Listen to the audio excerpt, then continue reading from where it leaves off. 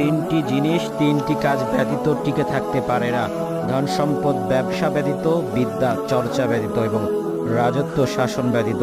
কখনো নম্রভাবে উদারতা ও ভদ্রতার সাথে কথা বলো, হয়তো এতে একেবারে অবাধ্য অন্তর লোকও বাধ্য হয়ে যাবে।